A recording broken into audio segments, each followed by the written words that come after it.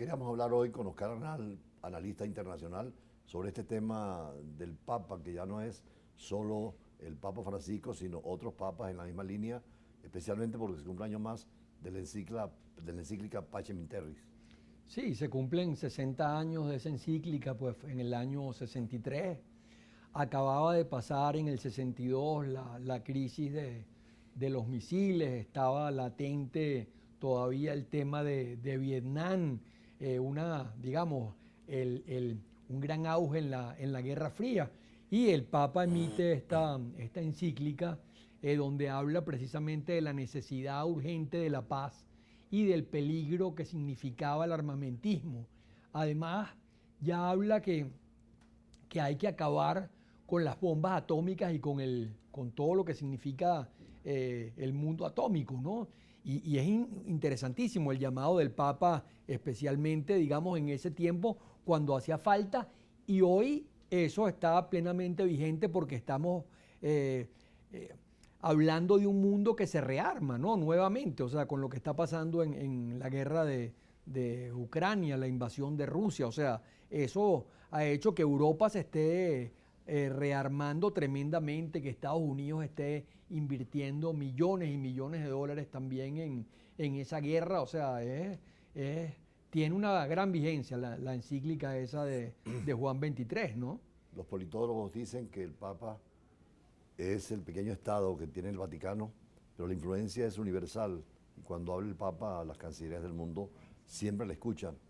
Ese mensaje de la encíclica Pacem in Terris, ¿por qué sigue siendo vigente hoy? Y problemas que están planteados, podríamos encontrar solución allí. Sí, además se habla del tema de la justicia social internacional, de la diferencia entre las naciones ricas y las naciones pobres, cómo las naciones ricas tienen que contribuir precisamente. Y todo comienza cuando se habla de la persona humana, de la eminente dignidad que tiene la persona humana y cómo, digamos, la razón natural que se apoya en las leyes naturales tiene que ser lo que impere en el mundo, ¿no? Es interesante también esa línea de narrativa en la encíclica, pues, o sea, todo comienza con el ser humano, con la persona humana, con que hay que cuidar a la persona humana, hay que desarrollar plenamente a esa persona humana, y entonces luego va al tema de la organización universal de los estados, ¿no? Y a leyes universales que deben respetarse. El tema de los derechos humanos está ampliamente, digamos, comentado en la encíclica, ¿no? Los fundamentos de cuidar la vida y todo lo que tiene que ver con esta, ¿no? Y en ese sentido uno habla, bueno, la vida, la familia, los principios. Es una buena reflexión, digamos. Anoche, en el debate de los candidatos en Argentina, salió el nombre del Papa Francisco. Sí. Y naturalmente ese debate orientará al país que viene con tanta crisis económica, financiera, e incluso sin una definición dentro del mundo internacional. ¿Cómo viste el debate anoche? Bueno, digamos, muy polémico. Hay tres candidatos con opción en Argentina.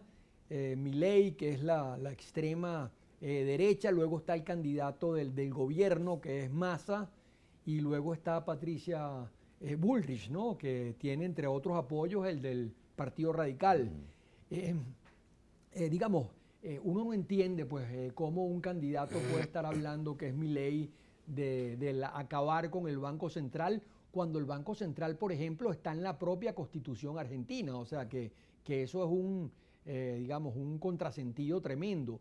Igual, Milei tiene propuestas, bueno, la propuesta de dolarizar, quizás mucha gente la comparte porque, claro, digamos, la inflación en ese país está más allá del 100%. Es una locura lo que pasa con la inflación y eso que llaman allá el dólar blue, o sí, el mercado paralelo. Sí. Está, digamos, muchísimo más arriba que el mercado, digamos, natural del dólar. O sea, que la crisis en Argentina es tremenda y es una crisis, y en eso sí tiene razón Milei, que ya tiene más de 50 años, ¿no? Que si el país continúa, un país que era la promesa de la humanidad en algún momento y que se estaba pensando que podía ser una de las grandes potencias mundiales, digamos, es el país luego de todo eso, yo diría que 50 años es poco, que ha caído en más default, o sea, más eh, eh, eh, de todos los países del mundo. O sea, un país que no ha podido cumplir, honrar sus deudas y ha tenido que refinanciarlas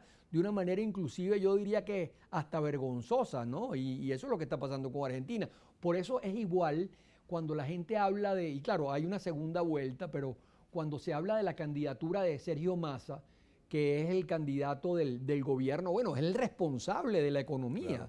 Claro. ¿Cómo puede ganar, digamos, con esa economía estartalada como está actualmente la economía argentina? Evidentemente hay un rechazo gigantesco a la... Y podría ser la segunda vuelta entre Milei y él o entre y Patricia Bullrich, ¿no? Que está, digamos, cerca, o sea, está relativamente cerca, o sea...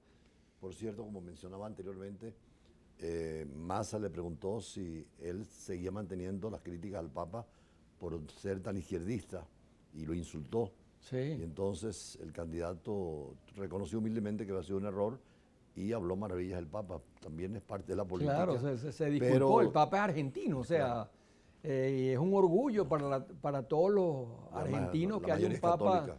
digamos, de ese país, ¿no? Y es el primer Papa de América hispana, de la América Latina, o sea, en ese sentido.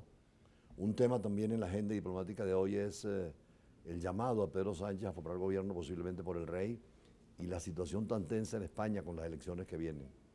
Sí, el rey está haciendo consultas en este momento con los distintos partidos para ahora facultar a Pedro Sánchez a que haga un gobierno, ¿no?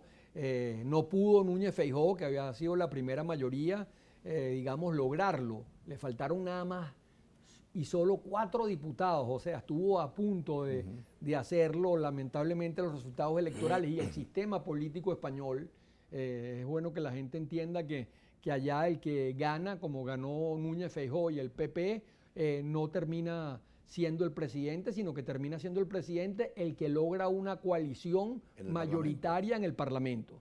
Y, digamos, además, en este momento, ¿qué es lo que está pasando? Está pasando que para que Pedro Sánchez ahora, que es el actual presidente, logre la reelección, necesita a los independentistas.